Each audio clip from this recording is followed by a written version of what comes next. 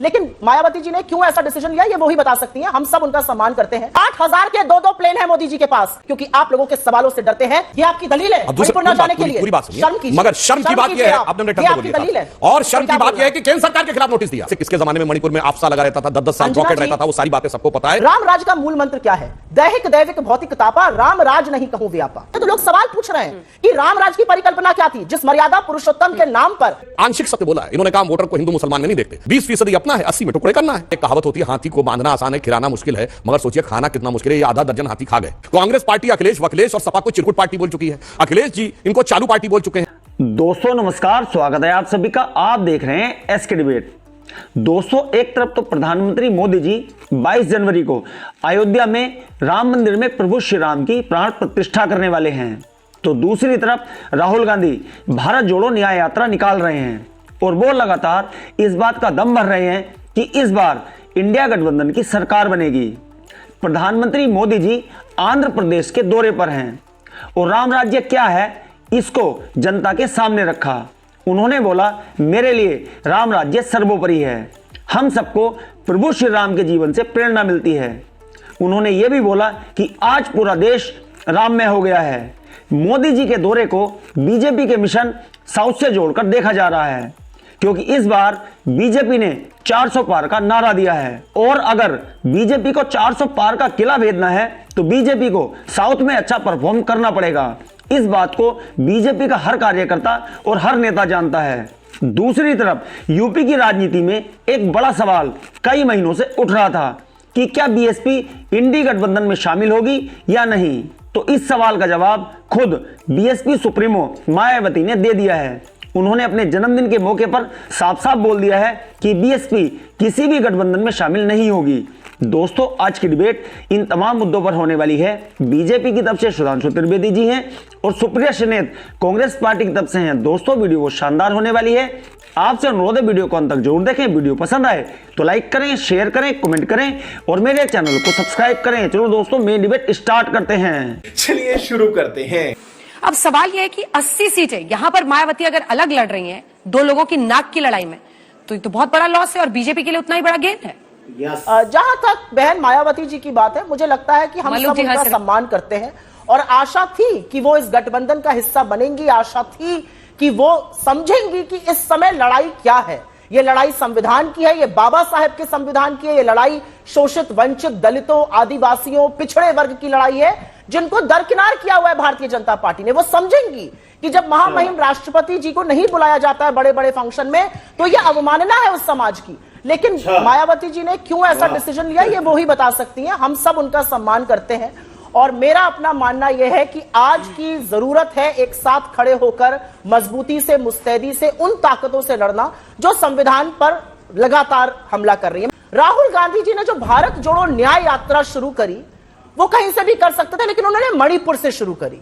वो पिछले 6 महीने में 2 बार मणिपुर हुआ है। मणिपुर 8 महीने से जल रहा है।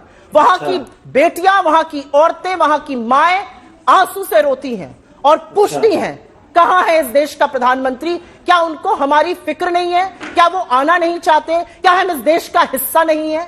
आज राम राज्य की परिकल्पना पर मोदी जी चर्चा कर रहे थे। क्या है राम राज्य कि एक प्रदेश को आप उसके हाल पर छोड़ दीजिए, एक ऐसे मुख्यमंत्री पर छोड़ दीजिए जिससे जनता का विश्वास उठ चुका है।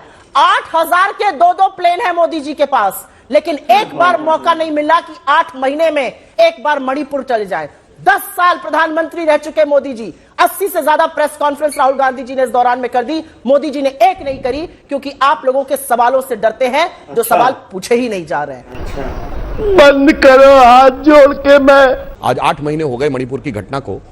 मणिपुर के साथ ये न्याय है कि कांग्रेस पार्टी ने आज तक एक भी नोटिस मणिपुर सरकार के खिलाफ नहीं दिया है। ये आपकी दलील है। अब दूसरी पूरी बात सुनिए, मगर शर्म की बात यह है, आपने दलील है, और शर्म की बात यह है कि केंद्र सरकार के खिलाफ नोटिस दिया। और फिर और शर्म की बात यह थी कि पिछले लोकसभा में उन्होंने कहा कि नियम 267 के तहत होगी, यानी सारे सुप्रिया जी किसी ने आपके बीच में नहीं बोला। होगा। सुप्रिया जी आपके बीच में किसी ने नहीं बोला। मैं कह रहा हूं मगर केंद्र सरकार के खिलाफ नोटिस दिया और कहा 267 के तहत, यानी बगैर काम रोके। चलिए, अपनी बात पे टिके नहीं। जब दिल्ली का बिल आया तो छोड़ दिया, मणिपुर का मुद्दा का नहीं, अब हम डिस्कशन के लिए तैयार हैं। चलिए, उसके बाद कहा कि मंत्री नहीं, प्रधानमंत्री का बयान चाहिए। अविश्वास प्रस्ताव दिया, जाके कोई भी चेक कर ले, विपक्ष ने 5% से अधिक मणिपुर पे नहीं बोला और कहा था कि प्रधानमंत्री जवाब दें। जब प्रधानमंत्री जवाब देने के लिए खड़े हुए तो छोड़ के चले गए। यह दर्शाता है कि मणिपुर पर खालिस सियासत है। और वैसे किसके जमाने में मणिपुर में आपसा लगा रहता था, 10-10 साल रॉकेट रहता था, वो सारी बातें सबको पता है। यह सिर्फ सियासत है कि दिल्ली में हल्ला करना है, मणिपुर सरकार के खिलाफ एक नोटिस नहीं देना। गजब बेइज्जती है।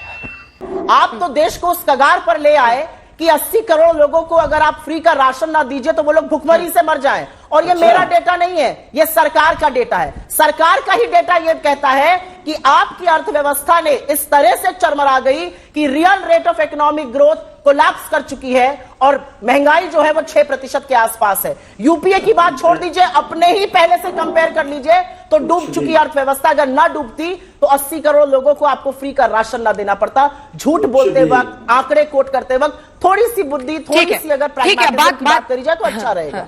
राम राज का मूल मंत्र क्या है? दैहिक दैविक भौतिक तापा, राम राज नहीं कहूं व्यापा। 44% बेरोजगारी, जिसमें से 20 से 25 साल के युवा बेरोजगार, जिन मां और पिता ने एक रोटी कम खाकर बाबू को पढ़ा लिखाकर कुछ बनने के लिए तैयार किया, वो युवा बेरोजगार है। जब वो खाने की थाली परसती है तो उसमें आटे से लेकर दही पर जीएसटी है। कि आपने कहा हिंदू वोटर अछूता रह जाएगा।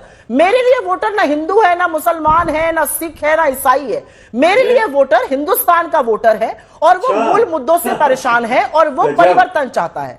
वो चाहता है कि जिस दम्भ और अहंकार से ये सरकार चल रही है, जब महंगाई होती है, 4 महीने की चरम सीमा पर महंगाई है, कोई चर्चा सुनाई दे रही है आपको? सरकार ने कुछ कहा है इस महंगाई को लेकर? 9.5% पर खाद्य में महंगाई है। फूड इन्फ्लेशन 9.5% पर है, शहरी क्षेत्रों में 10% पर है। सरकार के चेहरे पर शिकन आ रही है? नहीं आ रही है। क्यों? क्योंकि खड़े होकर कह देंगे जी हम तो लहसुन प्याज नहीं खाते, कुछ और भी बोल देंगे हम ये चीजें नहीं खाते।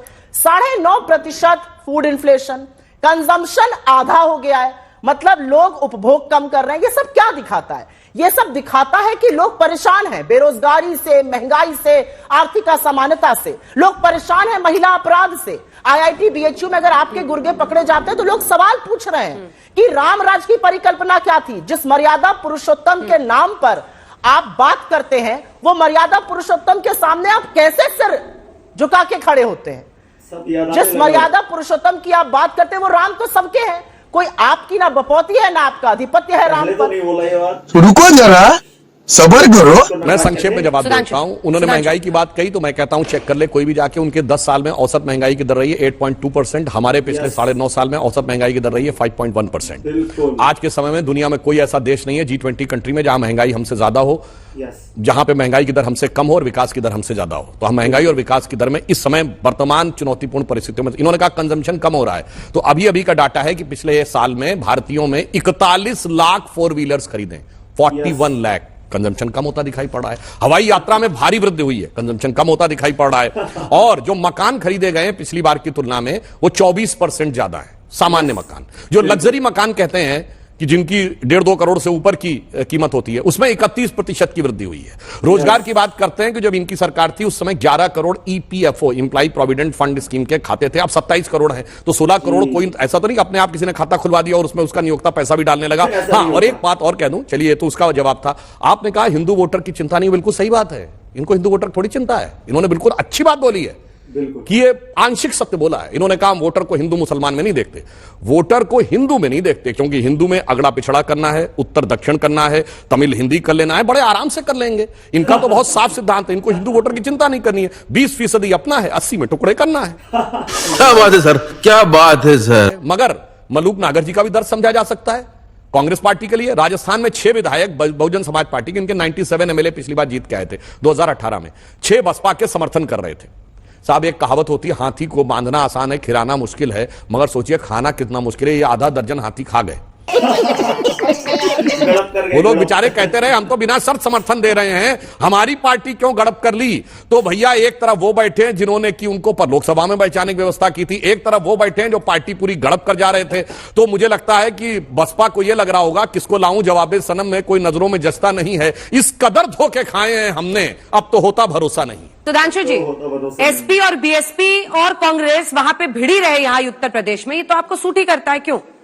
बाबा साहब अंबेडकर ने कहा था कि संविधान का प्रियम्बल यानी संविधान की उद्देशिका संविधान की आत्मा है, मगर वो प्रियम्बल बदल दिया गया बाबा साहब के संविधान को तब जब संविधान लोकतंत्र की आत्मा कुचली गई इमरजेंसी में 76 में 42वें संविधान संशोधन में। दूसरा कंफ्यूजन ये उत्पन्न हो जाता है कि हाल ही में संपन्न मध्य प्रदेश के चुनाव में कांग्रेस पार्टी अखिलेश वखिलेश और सपा को चिरकुट पार्टी बोल चुकी है, अखिलेश जी इनको चालू पार्टी बोल चुके हैं। अब ये चालू चिरकुट के संज्ञा प्राप्त, मेरा नहीं, एक दूसरे के द्वारा संज्ञा प्राप्त लोग जब आकर यहां कहने का प्रयास करते हैं कि हम मिलकर देश को एक नया स्वरूप देंगे, नई दिशा में लेके जाएंगे, तो मुझे लगता है कि जनता के मन में बहुत भारी कंफ्यूजन क्रिएट हो जाता है। मजा आया।